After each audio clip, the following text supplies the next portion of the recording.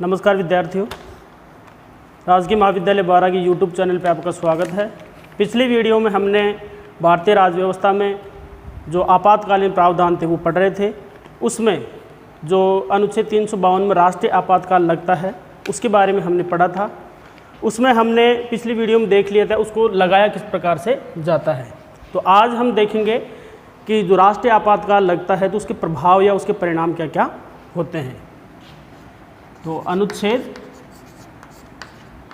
352 यह है अपना राष्ट्रीय आपातकाल।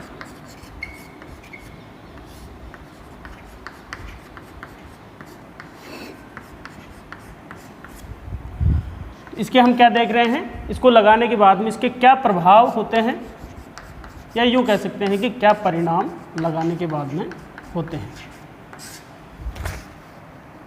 तो सबसे पहला जो इसका प्रभाव होता है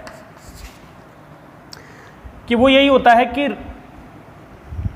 जो केंद्र सरकार या जो संघ की सरकार है, राष्ट्रीय आपातकाल अगर लग जाता है संपूर्ण भारत में तो केंद्र सरकार के पास में काफ़ी सारी पावर आ जाती हैं। तो अब केंद्र सरकार या संघ सरकार है वो राज्यों को किसी भी कार्यपालिका मुद्दे पर निर्देश दे सकती है।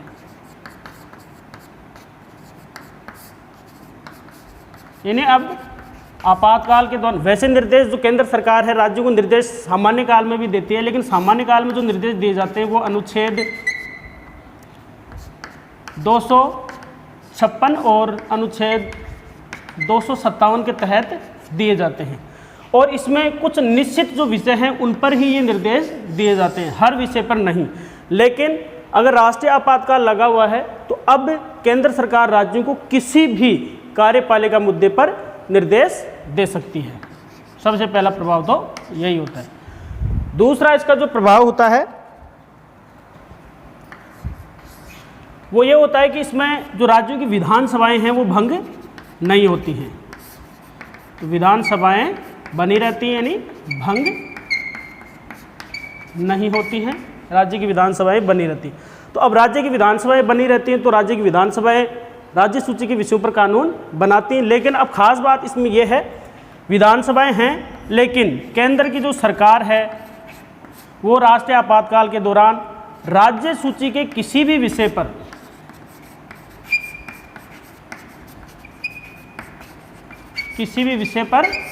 कानून बना सकती है।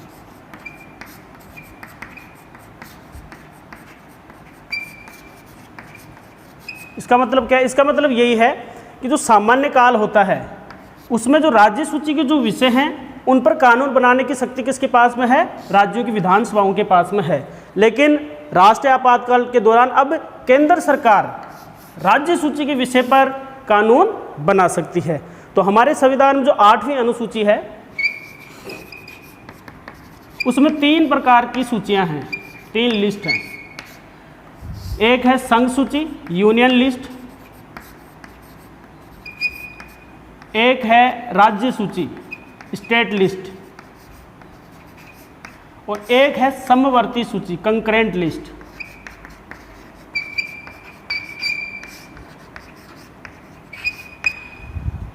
तो संघ सूची में जो विषय हैं वो क्या हैं? राष्ट्रीय या केंद्रीय महत्व के विषय हैं, और इन पर कानून बनाने की शक्ति किसको है?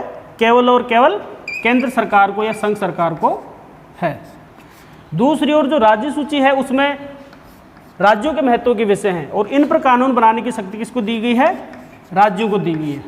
तीसरी समवर्ती सूची में क्या है? राष्ट्रीय महत्व के विषय भी हैं और राज्य महत्व के विषय भी है। इसलिए इस पर कानून बनाने की शक्ति किसको है? दोनों का है। यानी इस पर केंद्र भी कानून बना सकता है और राज्य भी कानून बना सकते हैं सामान्य काल में। लेकिन क्योंकि आपातकाल में तो ये समवर्ती वाला कंसेप्ट खत्म हो जाता है, लेकिन सामान्य काल में दोनों अगर कानून बना रहे हैं और दोनों में अगर विवाद हो जाए तो केंद्र के कानून को प्राथमिकता दी जाएगी। तो इस प्रकार से राज्य सूची के जो विषय हैं उन पर कानून कौन बनाता है? सामान्य काल में राज्य बनाते हैं। लेकिन अब आपातकाल चूंकि लगा हुआ है तो अब आपातकाल में राज्य सूची के विषयों पर केंद्र कानून बना सकता है। ये दूसरा इसका प्रभाव है। तीसरा प्रभाव अगर हम देखें राष्ट्रीय आपातकाल का, तो आपातकाल के दौरान अब राष्ट्रपति है वो क्या कर सकते हैं, राज्य सूची के जो विषय हैं उन पर अध्यादेश जारी कर सकते हैं। राज्य सूची के जो विषय है उस पर क्या कर सकते हैं, अध्यादेश जारी कर सकते हैं। अब आप कहोगे कि अध्यादेश क्या है, तो इसको मैं बता देता हूं आपको।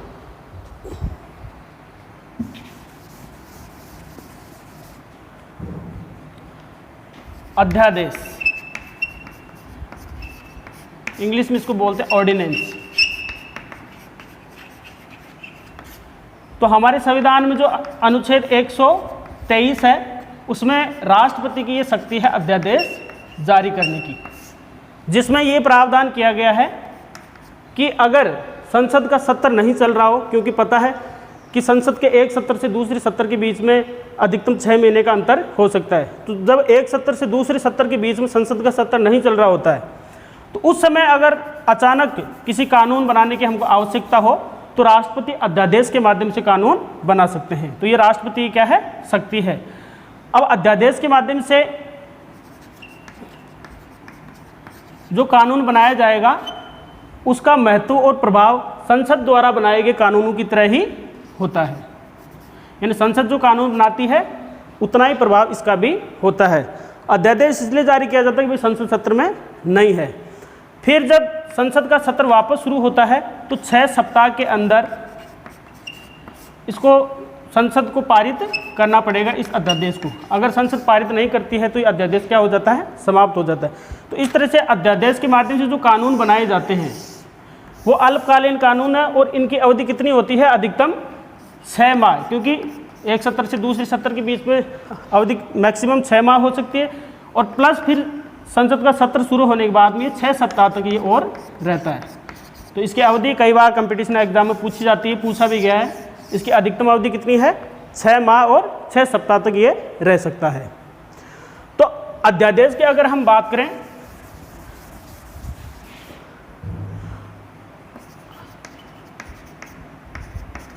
अध्यादेश राष्ट्रपति भी जारी करता है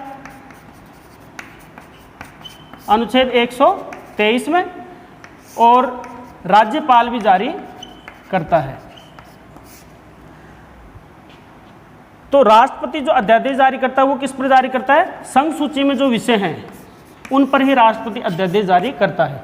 दूसरी ओर राज्यपाल जो अध्यादेश जारी करता है वो किस पर जारी करता है, राज्य सूची में जो विषय दिए गए हैं उन पर ही राज्यपाल अध्यादेश जारी करता है।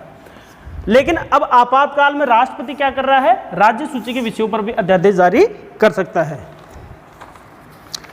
अब हम देखते हैं चौथा इसका जो प्रभाव है वो क्या होता है आपातकाल का, यही देख लेते हैं। नंबर 4 ये होता है कि आपातकाल के दौरान लोकसभा और राज्यों की जो विधानसभा है, विधानसभाएं होती हैं, आपातकाल के दौरान उनका कार्यकाल एक बार में 1 वर्ष के लिए बढ़ाया जा सकता है। फिर 1 वर्ष की ये जो समयावधि अगर समाप्त होती है तो फिर वापस 1 वर्ष के लिए बढ़ाया जा सकता है, लेकिन एक बार में केवल 1 ही वर्ष के लिए बढ़ाया जाएगा। 5वां प्रभाव देखते हैं, मूल अधिकारों पर इस आपातकाल का क्या प्रभाव पड़ता है।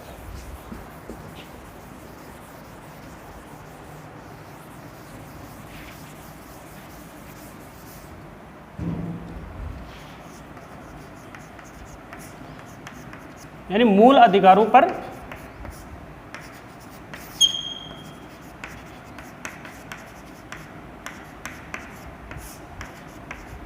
राष्ट्रीय आपातकाल का प्रभाव।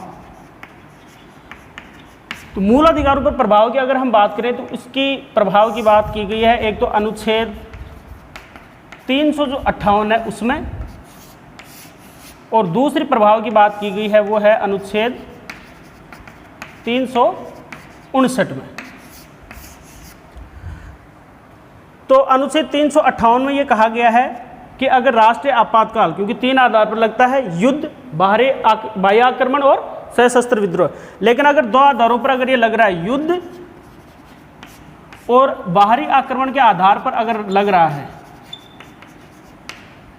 बाहरी या बाह्य एक ही बात है, युद्ध और बाहरी आक्रमण के आधार पर लग रहा है, तो हमारे संविधान में मूल अधिकारों में अनुच्छेद 19 है, उसमें 6 प्रकार के हमको स्वतंत्रताएं दी गई हैं। तो ये 6 स्वतंत्रताएं क्या हो जाएंगी? स्वतः ही निलंबित हो जाएंगी, इनको निलंबित करना नहीं पड़ेगा। इसी प्रकार जब ये आपातकाल समाप्त होता है तो समाप्त हो गया, तो 19(6) की ये जो स्वतंत्रताएं दी गई हैं 6(19) अनुच्छेद 19 में, वो वापस क्या हो जाएंगी? वापस नागरिकों को मिल जाएंगी। तो एक प्रभाव तो होता है अनुच्छेद 358 में। 359 में मूल अधिकारों पर प्रभाव होता है, वो ये होता है, इसमें ये कहा गया है कि अनुच्छेद 359 में कहा गया है कि इसमें आपातकाल के दौरान नागरिकों के अधिकार हैं वो निलंबित नहीं होंगे, यानी मूल अधिकार बने रहते हैं, केवल उनका लागू होना निलंबित होता है। यानी मूल अधिकार क्या है? निलंबित नहीं हो रहे हैं, बल्कि उनका लागू होना है ना, वो रुक जाता है, लागू होना निलंबित हो रहा है। जिसमें भी अनुच्छेद 20 और 21 ये कभी भी इनका लागू होना भी निलंबित नहीं होता है। अनुच्छेद 20 में अपराधों के संबंध में दोष सिद्धि के संबंध में अधिकार हैं, और अनुच्छेद 21 में प्राण और दैहिक स्वतंत्रता दी गई है। तो ये मूल अधिकारों पर आपातकाल का प्रभाव पड़ता है। अब हम देखते हैं इस आपातकाल को हटाया किस प्रकार से जाता है।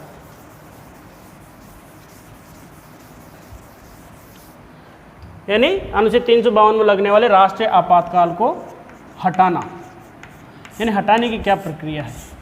तो हटाने का एक प्रोसेस तो यह है कि राष्ट्रपति अधिसूचना जारी करके इसको हटा सकते हैं। पहला प्रोसेस तो ये है। दूसरा, पहले तो ये नहीं था, लेकिन अब 44वां जो संविधान संशोधन है उसी के द्वारा ये प्रावधान किया गया है कि अब लोकसभा को जो राष्ट्रीय आपातकाल है उसको हटाने का अधिकार दिया गया है। केवल लोकसभा को दिया गया, राज्यसभा को इस प्रकार का कोई अधिकार नहीं है। हालांकि इसकी जो अवधि बढ़ाते हैं 6-6 महीने के लिए, वो अवधि बढ़ाने का अधिकार तो लोकसभा और राज्यसभा दोनों का है, लेकिन आपातकाल को हटाने का जो अधिकार 44वें संविधान संशोधन 1978 में जो आया उसमें केवल लोकसभा को दिया गया है। जिसकी प्रक्रिया क्या है? प्रक्रिया यह है कि लोकसभा के 1/10 सदस्य लिखित रूप में अगर स्पीकर से आग्रह करें, लिखित आग्रह होना चाहिए, तो स्पीकर इनके आग्रह पर क्या करेगा? लोकसभा का एक विशेष सत्र बुलाएगा, और इस विशेष सत्र में लोकसभा अपने साधारण बहुमत से अगर प्रस्ताव पारित करते हैं आपातकाल को हटाने के लिए, केवल साधारण बहुमत। साधारण बहुमत का मतलब होता है उपस्थित और मतदान करने वाले सदस्यों का बहुमत। तो साधारण बहुमत से प्रस्ताव पारित करते हैं हटाने का, तो आपातकाल क्या हो जाता है? हट जाता है। अब हम देखते हैं 352 खत्म हो चुका है। अब अनुच्छेद 356 के तहत जो राज्यों में राष्ट्रपति शासन लागू होता है उसको हम देखते हैं।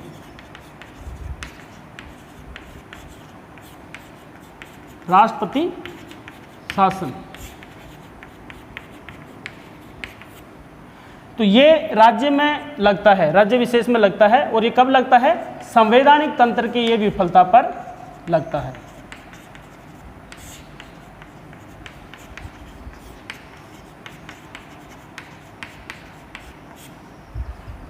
और इसके लिए जो संविधान में आधार दिए गए हैं, एक तो है अनुच्छेद 365 में, और एक जो है वो है अनुच्छेद 356 में।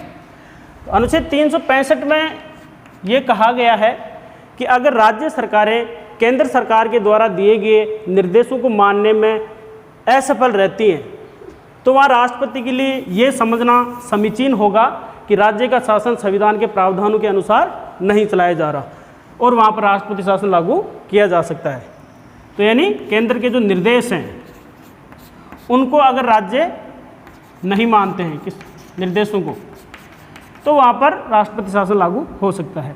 दूसरा जो आधार है वो है कि अनुच्छेद 356 में, जिसमें अगर राज्यपाल को ये लगता है कि राज्य का शासन संविधान के प्रावधानों के अनुसार नहीं चलाया जा रहा, तो राज्यपाल राष्ट्रपति को राज्य में राष्ट्रपति शासन लगाने की अनुशंसा कर सकता है। अब हम देखते हैं कि राज्य में ये जो संवैधानिक तंत्र की विफलता है, इसका मतलब क्या है, यानी किन चीज़ों को संवैधानिक तंत्र की विफलता, किन मुद्दों को संवैधानिक तंत्र की विफलता माना जाएगा।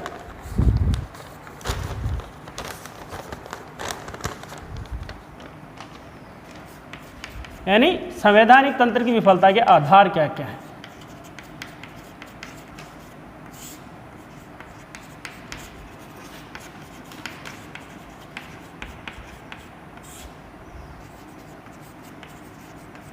आधार यानी किन बातों को विफलता माना जाएगा। ये 4-5 बातें मैं बता देता हूँ, महत्वपूर्ण है। पहला, कब माना जाएगा, यानी अगर राज्य में चुनाव हुए और चुनाव में किसी भी दल को स्पष्ट बहुमत प्राप्त नहीं हुआ, यानी कि त्रिशंकु या जो हंग असेंबली है उसका निर्माण हो गया है, तो ऐसी स्थिति में आपातकाल की घोषणा की जा सकती है। यानी आम चुनाव में अगर किसी भी दल को बहुमत, स्पष्ट बहुमत नहीं मिले, किसी भी दल को बहुमत नहीं मिला और क्या हुआ, हंग असेंबली, या यूं कहिए कि इसको हिंदी में बोलते हैं त्रिशंकु विधानसभा का अगर निर्माण हो गया है, तो ऐसी स्थिति में राज्य में राष्ट्रपति शासन लगाया जा सकता है। दूसरा इसका जो आधार है वो क्या है कि जब बहुमत प्राप्त दल, अगर किसी एक दल को बहुमत तो मिल गया है, लेकिन बहुमत प्राप्त दल क्या करे, सरकार बनाने से इनकार कर दे, सरकार बनाने से क्या कर दे, इनकार कर दे, और राज्यपाल के सामने विधानसभा में स्पष्ट बहुमत प्राप्त कोई और दल न हो या कोई और गठबंधन न हो, तब भी राज्य में राष्ट्रपति शासन लागू किया जा सकता है। तीसरा जो आधार है वो यह है कि मंत्रिपरिषद त्यागपत्र दे दे और कोई अन्य दल सरकार बनाने का इच्छुक न हो, या स्पष्ट बहुमत के अभाव में सरकार बनाने की वह स्थिति में न हो। यानी मंत्रिपरिषद क्या कर दे, त्यागपत्र दे दे।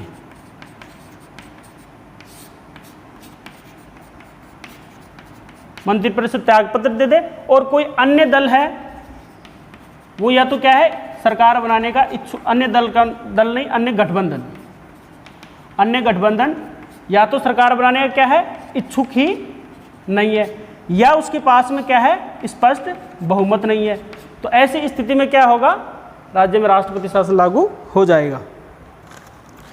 तीसरा, चौथा इसका आधार है कि अगर राज्य सरकार क्या करे, केंद्र के जो संवैधानिक निर्देश हैं उनको मानने से क्या कर दे, इनकार कर दे। यानी केंद्र के संवैधानिक निर्देश जो कि अनुच्छेद 365 में दिए जाते, बता चुका हूं पहले आपको,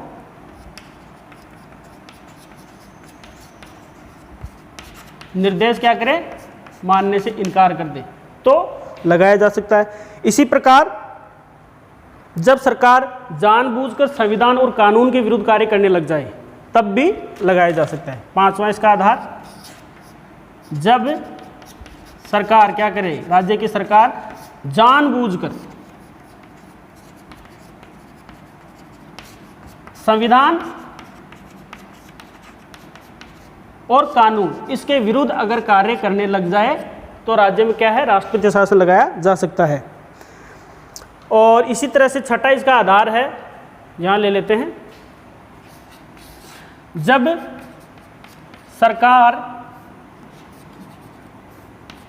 राज्य की सरकार जानबूझकर अपने जो संवैधानिक दायित्व हैं उनको मानने से क्या कर दे, इनकार कर दे, संवैधानिक दायित्व। तो इन 6 आधारों पर, इन 6 बातों के आधार पर अगर ये ऐसा होता है तो राज्यपाल ये समझ लेगा कि राज्य का शासन संविधान के प्रावधान के अनुसार नहीं चलाया जा रहा और वो राष्ट्रपति को राज्य में राष्ट्रपति शासन लगाने की अनुशंसा कर देगा।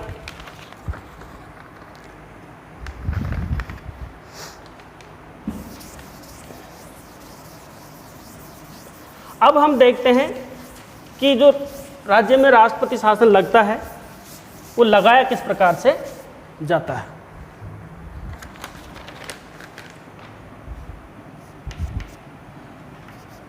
राज्य में यानी अनुच्छेद 356 को लगाया जाना,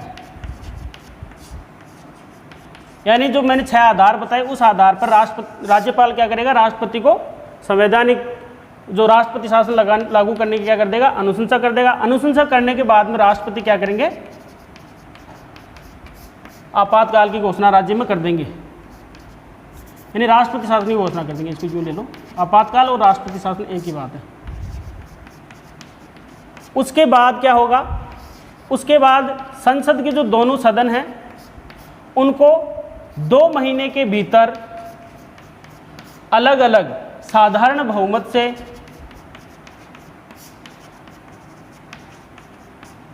यानी संसद के जो दोनों सदन हैं उनको 2 महीने की अवधि में साधारण बहुमत से अलग अलग इसका क्या करना पड़ेगा, अनुमोदन करना पड़ेगा, तभी ये लगा रहेगा। और अगर अनुमोदन नहीं होता है तो फिर ये राष्ट्रपति शासन वापस हट जाएगा। खास बात यह है कि जो अनुच्छेद 352 जो राष्ट्रीय आपातकाल लग रहा था उसको हमने क्या देखा था कि उसको 1 महीने की अवधि में उसका अनुमोदन करना पड़ता है और वहाँ पे क्या है, विशेष बहुमत से करना पड़ता है, जबकि यहाँ पर 2 महीने में करना पड़ता है और साधारण बहुमत से करना पड़ता है। अगर इस दरमियान मान लो लोकसभा विघटित हो जाए तो ये प्रावधान किया गया है संविधान में, तो फिर अगर लोकसभा क्या हो जाए, विघटित हो जाए इस दरमियान, तो इस प्रस्ताव का अनुमोदन कौन कर देगा, राज्यसभा इसका अनुमोदन कर देगी, राज्यसभा इसका अनुमोदन कर देगी। और फिर जो पुनर्गठित, क्योंकि अभी तो विघटित हो चुके हैं लेकिन चुनाव के बाद जब नई लोकसभा आएगी तो पुनर्गठित लोकसभा अपनी जो पहली बैठक होगी, पहली बैठक से 30 दिन की अवधि के अंदर इसका क्या कर देगी, अनुमोदन कर देगी। तो फिर ये राज्य में राष्ट्रपति शासन है वो कितने समय के लिए लग जाएगा, फिर ये 6 महीने के लिए लग जाएगा। फिर 6 महीने के बाद में अगर इसको और आगे बढ़ाना हो तो फिर वापस संसद के दोनों सदनों से इसका अनुमोदन करना होगा साधारण बहुमत से, तब ये वापस नेक्स्ट 6 महीने के लिए और बढ़ जाएगा। इस तरह से ये कितना हो गया, 1 साल तक ये लगाया जा सकता है। तो अब प्रश्न उठता है कि क्या 1 साल से ज़्यादा भी लगाया जा सकता है, बिल्कुल लगाया जा सकता है, लेकिन 1 साल से ज़्यादा लगाने के लिए 2 शर्तें पूरी होना ज़रूरी है। वो 2 शर्तें कौन सी, दोनों शर्तें एक साथ पूरी होना ज़रूरी है। तो 1 साल से ज़्यादा आपको लगाना है तो 2 शर्तें हैं वो पूरी होना ज़रूरी है। शर्तें क्या हैं कि पहला तो यह है कि संपूर्ण देश में या देश के किसी एक भाग में या उस संबंधित राज्य में क्या हो, राष्ट्रीय आपातकाल लगा हुआ हो। और दूसरा इसी के साथ ही साथ चुनाव आयोग है वो भी ये प्रमाणित कर दे कि राज्य में अभी चुनाव करवाया जाना संभव नहीं है। चुनाव आयोग क्या प्रमाणित कर दे कि राज्य में चुनाव करवाया जाना संभव नहीं है। तो फिर उस राज्य में जो राष्ट्रपति शासन है वो 1 साल से ज़्यादा लग सकता है और ये अधिकतम कितना लग सकता है, 3 साल तक के लिए लगाया जा सकता है। यानी 1 साल से ज़्यादा के लिए क्या करना होगा, 2 शर्तें पूरी करना होगा कि संपूर्ण देश में, देश के किसी एक भाग में या उस राज्य में राष्ट्रीय आपातकाल लगा हुआ हो और चुनाव आयोग ये प्रमाणित कर दे कि ऐसी स्थिति में राज्य में चुनाव करवाया जाना संभव नहीं है, तो फिर 1 साल से ज़्यादा आपातकाल लगाया जा सकता है। अधिकतम ये 3 साल तक के लिए लगाया जाता है। कई बार कंपटीशन एग्जाम में ये पूछा जाता है कि जो राष्ट्रपति शासन है अधिकतम कितनी अवधि के लिए लगाया जा सकता है, तो ये अधिकतम है और ये अधिकतम 3 साल तक अब तक केवल एक राज्य में लगा है, वो है पंजाब राज्य।